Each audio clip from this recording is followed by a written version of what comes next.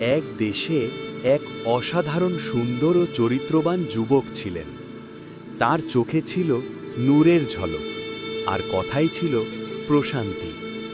তিনি ছিলেন আল্লাহর বিশেষ বান্দা। ছোটবেলা থেকেই তার জীবন ছিল পরীক্ষায় ভরা। নিজের আপনজনদের ঈর্ষার শিকার হয়ে তিনি একদিন দূর দেশে বিক্রি হয়ে গেলেন, কিন্তু দাসত্ব তার মর্যাদা কেড়ে নিতে পারেনি। যে ঘরে তাকে রাখা হয়েছিল সে ঘর ছিল প্রাসাদের মতো বিশাল। সেই ঘরের মালিকের স্ত্রী তার সৌন্দর্যে বিমোহিত হয়ে পড়েছিল। প্রতিদিন সে চেষ্টা করত তার হৃদয়কে নিজের দিকে টানতে।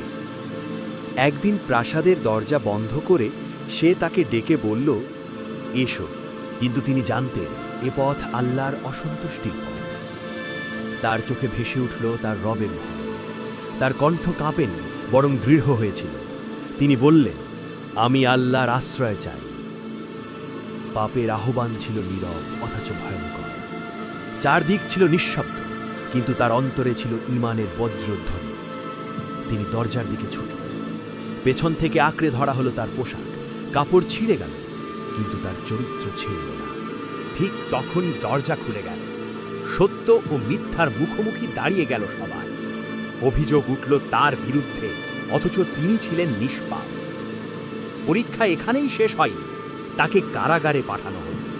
অন্ধকার কারাগারের দেয়ালও তার ঈমানকে বন্দী করতে পারল না। বছর কেটে গেল, ধৈর্য তার সঙ্গী হয়ে রইল। অবশেষে একদিন সত্য প্রকাশ পেল। আল্লাহ তার সম্মান ফিরিয়ে দিলেন, বরং আরও উচ্চ মর্যাদায় উন্নীত করলেন।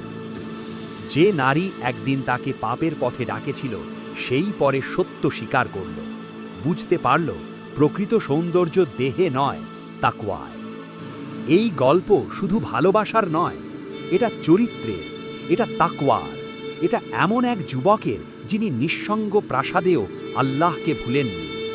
যখন চারপাশে দরজা বন্ধ হয়ে যায়, তখনও যদি অন্তরে আল্লাহর ভয় জাগ্রত থাকে, তবে মানুষ কখনো হারায় না।